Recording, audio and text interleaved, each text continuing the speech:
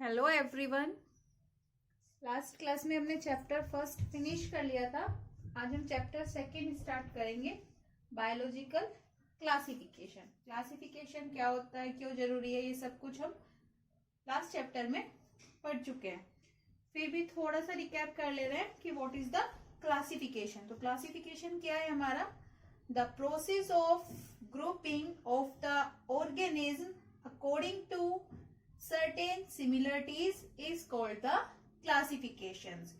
कि एक ऐसा प्रोसेस जिसमें ऑर्गेनिज्म को अलग अलग ग्रुप में डिवाइड कर दिया जाता है उनकी सिमिलरिटीज के बेस पे, उसे हम क्या कहते हैं? क्लासिफिकेशंस कहते हैं। तो हमारे चैप्टर का नेम ही यही है, बायोलॉजिकल क्लासिफिकेशन। बायोलॉजिकल क्लासिफिकेशन यानी कि सारी लिविंग थिंग्स को, ऑल वर्ल्ड में जितने भी हमारे प्लांट्स और एनिमल्स या एनी अदर ऑर्गेनिज्म है, उन्हें क्लासिफाइड करना। तो टोटल जो इस चैप्टर में हमारे कंटेंट्स हैं वो हमारे ये हैं। फर्स्टली सिस्टम ऑफ क्लासिफिकेशन, यानी कि क्लासिफिकेशन को किस तरीके से करा गया। किंगडम मोनेरा, ये सब क्लासिफिकेशन के अंदर के फिर पार्ट्स हैं। Kingdom Protista, kingdom fungi, kingdom प्लांटिया, kingdom Animalia, virus, viroids और लीचेंस, ये सब हमारे इस चैप्टर के कंटेंट्स हैं जो हम इस चैप्टर में पढ़ेंगे। तो आज हम स्टार्ट करते हैं अपना टॉपिक सिस्टम्स ऑफ क्लासिफिकेशंस, कि क्लासिफिकेशंस को किस तरीके से करा गया। तो सबसे पहले जो क्लासिफिकेशन हमारा स्टार्ट हुआ था बहुत अर्लीस्ट टाइम में, वो दिया था हमारा अरस्तु ने, ठीक है, जिन्हें हम फादर ऑफ बायोलॉजी भी कहते हैं। एक तरीके से भी कह सकते हैं कि बायो की जो नींव रखी है वो इन्होंने ही रखी है। लेकिन इन्होंने क्या करा, इन्होंने पूरे प्लांट्स, मतलब पूरे ही वर्ल्ड को सिर्फ दो ग्रुप्स में डिवाइड कर दिया, पूरे लिविंग वर्ल्ड को, किंगडम प्लांटिया में और किंगडम एनिमेलिया में। ज्यादा अच्छे से ये कुछ डिफाइन नहीं कर पाए। बस प्लांट्स को तो इन्होंने 3 पार्ट्स के अकॉर्डिंग अलग अलग कर दिया, ट्री, शर्ब्स और हर्ब्स, और एनिमल्स को 2 पार्ट में डिवाइड कर दिया। 1 पार्ट वो वाला जिनके अंदर रेड ब्लड ग्रुप था और 1 पार्ट वो जिनके अंदर रेड ब्लड नहीं था। लेकिन ये कुछ ज्यादा डिफाइन नहीं कर पाए, इसीलिए ये सिस्टम ज्यादा टाइम तक नहीं चला। उसके बाद क्या हुआ, हमारा आया 2 किंगडम क्लासिफिकेशन। 2 किंगडम क्लासिफिकेशन जो हमारा दिया था वो दिया था कैरोलस लिनियस ने। कैरोलस लिनियस ने क्या करा, पूरे किंगडम्स को 2 ही पार्ट में डिवाइड करा, किंगडम प्लांटिया और किंगडम एनिमेलिया। लेकिन ये भी क्या नहीं बता पाए, ये भी ये डिफाइन नहीं कर पाए कि यूकैरियोट और प्रोकैरियोट के बीच में क्या डिफरेंस होता है, मल्टीसेलुलर ऑर्गेनिज्म और यूनिसेलुलर ऑर्गेनिज्म में क्या डिफरेंस होता है, या हमारे फोटोसिंथेटिक और नॉन फोटोसिंथेटिक ऑर्गेनिज्म में क्या डिफरेंस है। ज्यादा कुछ ये बता नहीं पाए, तो इसलिए ये सिस्टम भी ज्यादा टाइम तक नहीं चल पाया और हमारा खत्म हो गया। उसके बाद जो हमारा नेक्स्ट क्लासिफिकेशन आया वो आया हमारा 5 किंगडम क्लासिफिकेशन, जिसके अकॉर्डिंग आज के टाइम में भी क्लासिफिकेशन करे जाते हैं। और यही क्लासिफिकेशन सिस्टम हमारा सही से हर चीज को डिफाइन कर पाया, और आज के मॉडर्न टैक्सोनॉमी में भी जो क्लासिफिकेशन है वो 5 किंगडम क्लासिफिकेशन के बेस पर है। तो जो 5 किंगडम क्लासिफिकेशन हमारा आया, ये हमारा दिया RH विटेकर ने। ओके, इन्होंने क्या करा, पूरे लिविंग वर्ल्ड किंगडम को 5 किंगडम्स में डिवाइड करा। इन्होंने पूरे लिविंग वर्ल्ड को 5 टाइप्स में डिवाइड करा, kingdom monera, kingdom protist, kingdom fungi, kingdom animals, kingdom plant. और जो इन्होंने ये 5 किंगडम्स डिवाइड करे, ये डिवाइड करे थे इन्होंने based on thallus organisation, cell structure, mode of nutrition, reproduction and phylogenetic relationship, कि जो एनिमल्स होते हैं या प्लांट्स होते हैं उनकी थैलस स्ट्रक्चर कैसी है, सेल स्ट्रक्चर कैसी है, यूनिसेलुलर है या मल्टीसेलुलर है, यूकैरियोटिक है या प्रोकैरियोटिक है, रिप्रोडक्शन किस तरीके से होता है, इंटरनल फर्टिलाइजेशन है या एक्सटर्नल फर्टिलाइजेशन है, और फिलोजेनेटिक रिलेशनशिप की उनका इवोल्यूशन कैसे हुआ, उनके अपने पेरेंट्स के साथ क्या सिमिलरिटीज थी या उनके एंसेस्टर कौन थे, इन सब चीजों के बेस पे इन्होंने क्लासिफिकेशन दिया जिसे हम कहते हैं 5 किंगडम क्लासिफिकेशन। और इसी किंगडम के बेस पे हमारा ये पूरा चैप्टर डिवाइड है। Okay, now come to the characteristics of the 5 kingdoms.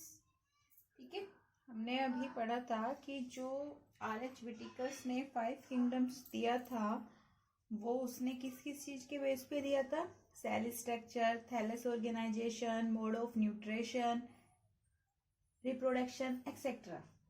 तो उन्हीं में से हमने कुछ कैरेक्टरिस्टिक्स लिए हैं। ये हमारे 5 किंगडम्स के 5 कैरेक्टरिस्टिक्स हैं जिसके बेस पे उसने पूरे लिविंग वर्ल्ड को 5 किंगडम्स में डिवाइड किया।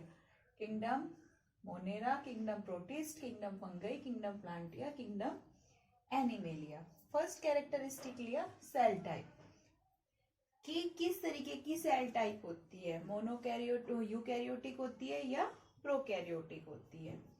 तो हमारा जो मोनेरा था, मोनेरा के अंदर हमारे कौन आते हैं, bacteria and some green algae. तो जो हमारा मोनेरा था उसके अंदर जो सेल का टाइप था वो था प्रोकैरियोटिक, यानी कि प्रिमिटिव न्यूक्लियस का पाया जाना। और प्रोटिस्ट में यूकैरियोटिक, वेल डेवलप्ड न्यूक्लियस होना, फंगई में भी यूकैरियोटिक, प्लांटिया में भी यूकैरियोटिक, और एनिमेलिया में भी eukaryotic. Okay, second character cell wall. Cell wall क्या होती है, प्लाज्मा मेम्ब्रेन के ऊपर पाई जाने वाली एक राइट वॉल जो क्या करती है, किसी भी चीज को प्रोटेक्शन प्रोवाइड करती है। मोनेरा में प्रेजेंट होती है, लेकिन जो मोनेरा में प्रेजेंट होती है वो नॉन सेल्यूलोजिक होती है, यानी कि सेल्यूलोज की बनी हुई नहीं होती। और ये जो बनी हुई होती है वो बनी हुई होती है पॉलीसैकेराइड और अमीनो एसिड्स की। ओके, ये सेल्यूलोज की बनी हुई नहीं बनी हुई होती, ये बनी हुई होती है पॉलीसैकेराइड और अमीनो एसिड। उसके बाद second protist. Protist present in सब में प्रेजेंट नहीं होती, कुछ में प्रेजेंट होती है। जैसे कि अमीबा प्रोटिस्ट में आता है, तो अमीबा में सेल वॉल नहीं होती, लेकिन जैसे यूग्लिना है, यूग्लिना भी प्रोटिस्ट है, यूग्लिना में सेल वॉल प्रेजेंट होती है। फंगई, फंगई में सेल वॉल प्रेजेंट होती है, बट जो फंगई की सेल वॉल होती है वो बनी हुई होती है काइटिन की, काइटिन की वो बनी हुई होती है, सेल्यूलोज की नहीं होती। प्लांटिया, प्लांटिया की जो सेल वॉल होती है वो बनी हुई होती है हमारी सेल्यूलोज की, यानी कि शुगर की। एनिमेलिया, एनिमेलिया में सेल वॉल एब्सेंट होती है पूरी तरह, एनिमल्स में सेल वॉल नहीं पाई जाती।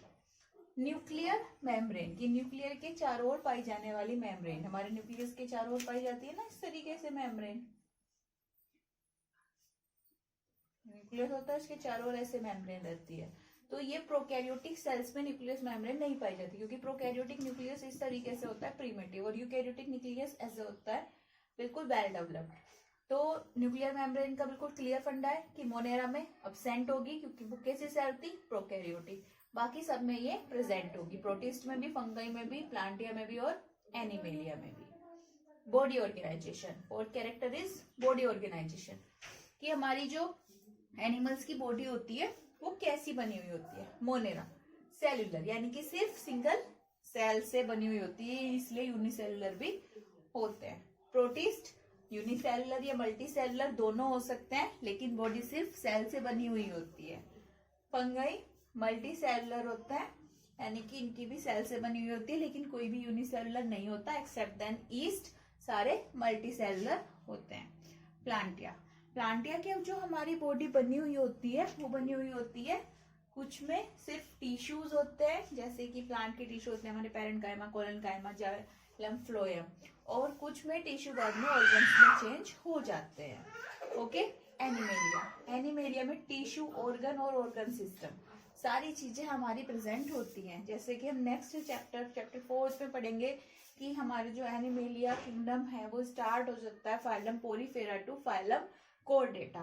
तो फाइलम पोरीफेरा है, उसमें टिश्यू सिस्टम होता है, फिर धीरे धीरे जैसे हमारे ग्रुप्स बढ़ते जाते हैं एनिमेलिया के, उनके सिस्टम भी बदलते जाते हैं, कुछ में ऑर्गन सिस्टम होता है, कुछ में सिर्फ ऑर्गन्स होते हैं, तो इस तरीके से एनिमेलिया में हमारे ये तीनों सिस्टम प्रेजेंट होते हैं। उसके बाद है mode of nutrition. Mode of nutrition का मतलब हुआ कि जो ये अपना फूड इनटेक करते हैं उसका क्या मोड होता है, किस तरीके से लेते हैं। तो मोनेरा दोनों तरीके के होते हैं हमारे, ऑटोट्रोफिक भी और हेट्रोट्रोफिक भी। ऑटोट्रोफिक का मीनिंग कि खुद अपना फूड बनाने वाले भी, यानी कि कुछ जो हमारे बैक्टीरिया होते हैं वो फोटोसिंथेटिक करते हैं, फोटोसिंथेटिक होते हैं, और कुछ जो होते हैं वो कीमोसिंथेटिक होते हैं, केमिकल से भी अपना फूड बनाते हैं। और साथ ही साथ कुछ बैक्टीरिया हमारे सेप्रोफाइट और पैरासाइट होते हैं कि दूसरे से अपना फूड लेते हैं। ऐसे ही हमारे प्रोटिस्ट है, कुछ प्रोटिस्ट एग्जाम्पल यूग्लिना हमारे कैसे होते हैं, ऑटोट्रोफिक होते हैं, और कुछ हमारे जो प्रोटिस्ट होते हैं वो हेट्रोट्रोफिक होते हैं, वो अपना फूड दूसरे ऑर्गेनिज्म से लेते हैं। फंगई, सारे ही जितने भी फंगई होते हैं सब हेट्रोट्रोफिक होते हैं, ये अपना फूड नहीं बना सकते। Plantae, all plants except some plants like अमरबेल ऑटोट्रोफिक होते हैं। एनिमल्स सारे ऑटोट्रोफिक होते हैं और मोस्टली होलोजोइक और सेप्रोफाइटिक होते हैं। होलोजोइक का मतलब हो गया अपने खाने को इंटेक करने वाले, 10th में आपने पढ़ा होगा। और सेप्रोफाइट मरी हुई और सड़ी गली चीजों से अपना फूड लेने वाले। ठीक है, ये होते हैं हमारे कैरेक्टरिस्टिक्स ऑफ द 5